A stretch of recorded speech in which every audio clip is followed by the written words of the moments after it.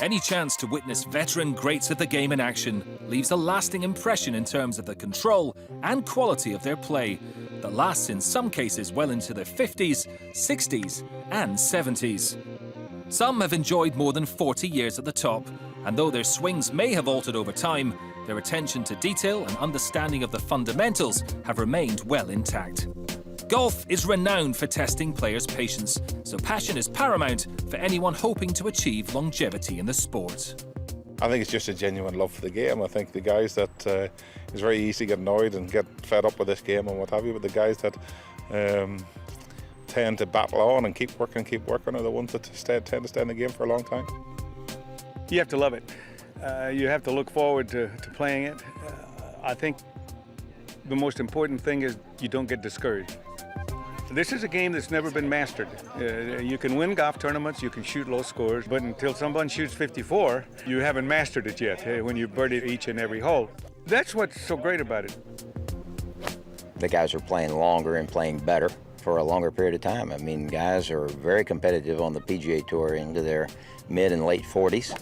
And then you have guys that jump over to the Champions Tour and immediately they have an impact. So there's no question that if you want it and enjoy playing, there's no reason why you can't play for a very long period of time. Bernhard Langer is perhaps the best example of longevity in golf. A 42-time European Tour winner, 2-time Masters champion, and a star of multiple Ryder Cups, he enjoyed a hugely successful career before turning 50. Since then, he's topped the PGA Tour Champions money list 10 out of 12 years, winning 10 senior majors along the way, and credits the care he's taken of his body for his extended stay at the top. Obviously, you need to be healthy, otherwise you can't play the game for a long period of time. Then you need a good technique, have a good short game, otherwise if you don't have a good short game on a professional level, you wouldn't survive out here. Two more things: mental attitude. I think you got to be mentally strong to overcome the ups and downs and challenges out there and the pressure, and then have the drive to work on your game. Be willing to still do it in your 50s, 60s, whenever, however long it goes. You have to have a swing that doesn't adversely affect your body. I think there are certain swings that when you look at them, it's like, golly, that swing's going to last forever and ever because it's smooth, it's rhythmic, and yet it's fast and dynamic at the same time. Other swings you look at, and they look violent. And I think those violent ones are the ones that are, play a little bit more havoc with your body and make it a little bit more difficult. You have to have a proper technique. You have to have a bit of luck with your health. Stay healthy, stay injury-free, and just consistency in your preparation and your practice. The majority of the people who've achieved that type of success just have figured out how to play golf, how to properly take care of themselves and prepare and also rest at the same time. You look at the guys that have had long careers and they are flexible. They can turn, they can move.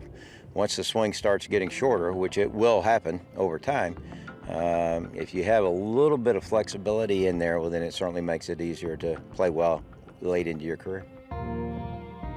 In search of longer drives, greater balance, and faster club head speeds, modern players are spending more and more time in the gym.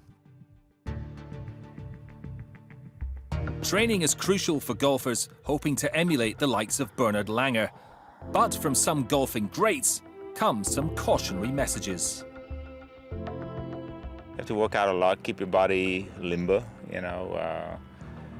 and you gotta look after yourself. Keep practicing.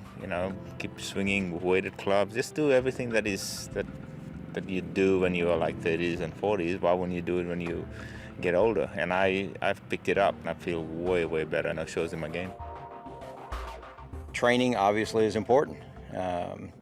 You go back to Frank Stranahan and Gary Player. They're the ones that kind of set the standard early on with working out. Now you look at all the guys and they all train and they are all in terrific shape. The thing you have to watch though is that you have to train for your sport. You can't get so wrapped up in looking pretty and having that body that just looks like it ought to be a linebacker if it's not functional for golf. So you have to be really smart in the way you train. I think the younger kids with the programs in the universities and the colleges, that's all they do now. You know, the golf programs are so hard. You know, and one of the criteria is you know you got to go in the gym and do your workout. So I think that's why you see the guys hitting longer and they look like football players instead of golfers. Passion, technique, and clean living are all key ingredients when seeking a lengthy stay at golf's top table. But it's not always as simple as just ticking those boxes.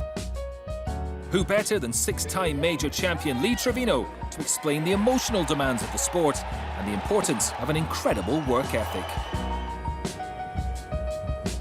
It's a lonely game. It's not a happy game. It's a lonely game. If you're going to be a great player, if you're going to be a good player, you have to spend a tremendous amount of time by yourself. You can't have your buddies with you or anybody around because you've got to learn how to hit this golf ball and play. I lived on the golf course. I lived on the driving range. I practiced at night till 11 o'clock. I'd get up at 5 in the morning and go play, and I got pretty good at it. It doesn't make any difference what cards you're dealt and what side of the track you come from or how far from the track you come from. If you pursue something hard enough and work at it hard enough, you'll succeed.